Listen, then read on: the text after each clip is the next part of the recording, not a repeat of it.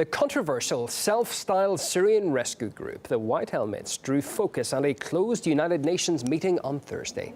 Diplomats are said to be divided over the group's possible removal from post-war Syria.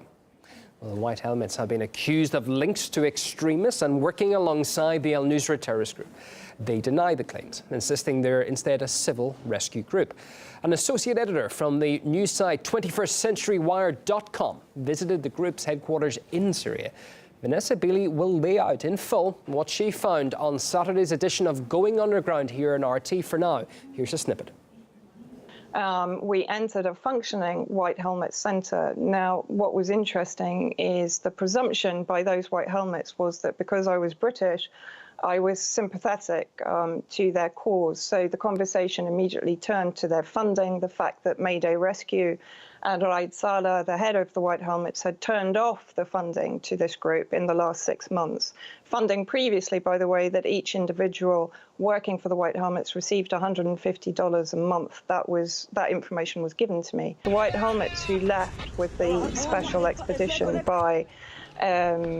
led by Israel and crossed through the Nusra security fence into the occupied Syrian territory of the Golan Heights, so into Israeli occupied territory, and then on to Jordan. Of those, what I was told, around 50% were actually terrorist leaders, Nusra Front leaders, and ISIS fighters coming in from the Yarmouk Basin. Of those, of course, some have been resettled now in the UK. There is huge secrecy over those that have entered the UK and where they are being resettled.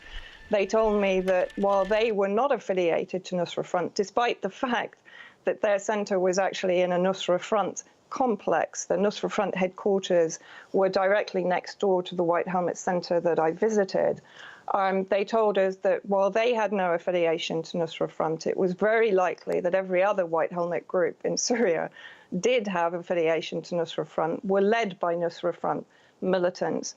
But of course, they had no affiliation, and as such, they should be considered for funding and financing by the British government.